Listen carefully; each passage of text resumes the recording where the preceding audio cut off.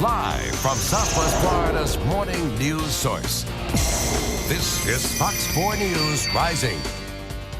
We're talking to those of you out there who have those four-legged friends. Maybe they ate your favorite pair of Prada shoes, or maybe they just won't stop barking, but not like Jake right here. Jake is so well behaved. Yes, he is. And we have Patrick Logue with us with Bark Busters, and you have a way like communicating with dogs that doesn't use, you know, choke collars or electric fences, but you get the dogs to be just like this, calm and cool. Well, then that's how dogs are. We want them calm and cool. We want them to be a more integral part of the family. And as you mentioned, we don't use shock collars, we don't use clickers, we don't use treats. We use the dog's own system of communicating.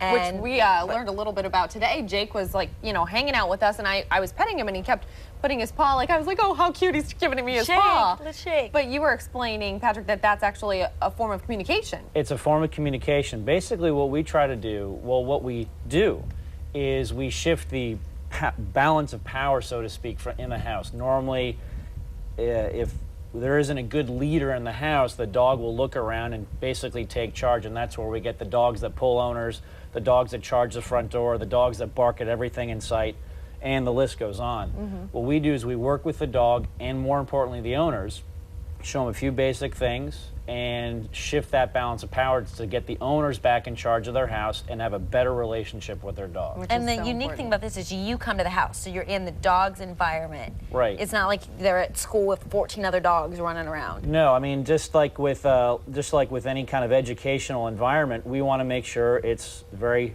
stress-less on the student.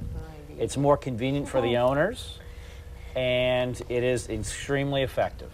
So can you give us like an example of maybe a quick command you would teach a dog like Jake? Well, in terms of Jake, Jake's pretty well, I mean, we work with the basic obedience. I mean, so Jake knows sit and down and stay, and we're working on rolling over and chasing, actually kind of oddly enough, kind of chasing and spinning around a little bit. Really? But what we want to make sure is when things are not quite going right, how do we communicate? How do we get a dog to basically snap out of it and pay attention to the owner? Right. Oftentimes owners have big problems in the fact that, you know, my dog comes to me sometimes and he pays attention to me every now and then. Yeah, when he wants to. Right, and what we do is we want to make sure that the dog is focusing on the owner's terms. Okay. Not when the dog chooses to. We have so many more fun tips, and Jake and Patrick are going to help us out with those coming up in a little bit later in the 8 o'clock hour, and we're going to give you many more tips for your